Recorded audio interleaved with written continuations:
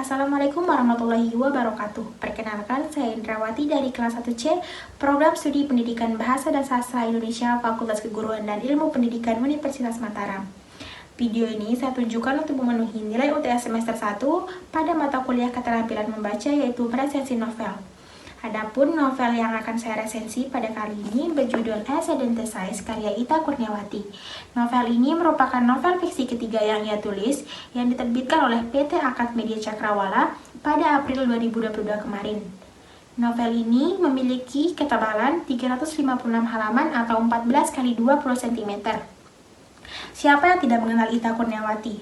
Seorang penulis di kalangan remaja yang sejauh ini sudah menerbitkan banyak sekali buku. Bahkan, sudah ada beberapa karyanya yang dibeli hak ciptanya oleh MD Entertainment untuk dijadikan film, dan sekarang sedang melakukan proses syuting. Baik, langsung saja, saya akan menceritakan sedikit tentang novel ini. Novel ini menceritakan kisah tentang seorang remaja lelaki yang sangat pandai dalam menyembunyikan lukanya. Sedari kecil, ia selalu menyembunyikan semua duka dan kesedihannya sendiri, bukan karena tak ingin bercerita kepada siapapun, tapi dia beranggapan bahwa semua orang pasti memiliki masalahnya sendiri. Maka dari itu, dia tidak ingin menambah beban pikiran dari orang-orang terdekatnya. Remaja ini bernama Kanva Narendra. Di saat remaja seusianya ingin kaya dan berhura-hura, tapi tidak dengan Kanva. Ia memiliki satu impian, yaitu bertemu dan memeluk orang tuanya secara langsung. Sejak saat itu, ia melakukan segala cara, termasuk belajar yang luar biasa dan mendapatkan banyak penghargaan agar diperhatikan oleh orang tuanya.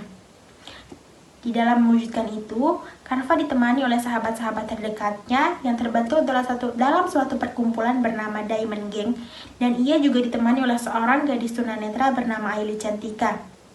Namun, dalam menjalankan itu semua tentu saja tidak mudah, pasti akan selalu ada rintangan yang menghalanginya. Di samping itu juga, kehadiran seorang Zayan Abrisam yang merupakan musuh masa lalu Kanva semakin membuat hari-hari Kanva menjadi kacau. Di samping itu juga, kehadiran seorang cowok bernama Venus yang juga turut ikut andil membuat kehidupan Kanva ikut menjadi pelik. Apalagi karena ambisinya itu, dia memforsir tubuhnya sangat berlebihan, sampai-sampai ia divonis mengidap gagal ginjal kronis. Semenjak saat itu, semua harapannya pun pupus, dan ia berjanji jika ia tidak bisa bahagia, maka dia akan menggunakan sisa umurnya untuk membahagiakan orang lain. Kata sahabat-sahabatnya, Kanva itu egois, bukan karena mementingkan kebahagiaannya sendiri, tapi dia terlalu memikirkan orang lain, sampai-sampai dia lupa akan dirinya sendiri. Tapi menurut Kanva, hanya itulah yang bisa membuat dia bahagia. Hingga tiba di penghujung SMA, malam kelulusan pun tiba. Usaha Kanva selama ini untuk mendapatkan nilai tinggi dan membuat orang tuanya kembali pun tercapai. Nama Kanva ternyata terdapat dalam deretan orang-orang berprestasi sebagai urutan ke-6 dalam peraih nilai tertinggi seangkatan. Harapannya untuk bertemu dengan orang tuanya pun akhirnya tercapai juga. Mereka benar-benar pulang di hari kelulusan, dan itu sangat membuat Kanva bahagia. Setelah berpamitan dengan sahabat-sahabatnya, Kanva pun bergegas pulang.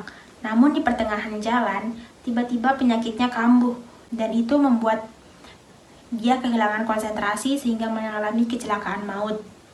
Kanva pun tiada malam itu, sehingga meninggalkan luka yang sangat mendalam bagi orang-orang terdekatnya. Mereka semua merasa gagal menjadi sahabat, karena sampai Kanva meninggal pun mereka tidak tahu tentang penyakit yang diderita oleh sahabatnya sendiri.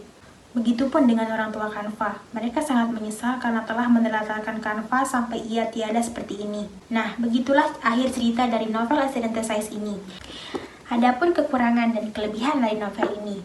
Novel ini sangat bagus dibaca untuk kita para remaja yang sering mengeluh akan kerasnya hidup. Kanva bisa menjadi contoh bahwa tidak semua masalah hidup harus diakhiri dengan mengakhiri hidup atau bunuh diri. Adapun kekurangan dari novel ini sendiri, yaitu novel ini tidak memiliki daftar isi, sehingga kita sulit untuk menemukan bagian yang sedang kita cari. Baik, mungkin hanya ini yang dapat saya sampaikan, kurang lebihnya mohon maaf atas segala kekurangan. Sekian, wassalamualaikum warahmatullahi wabarakatuh.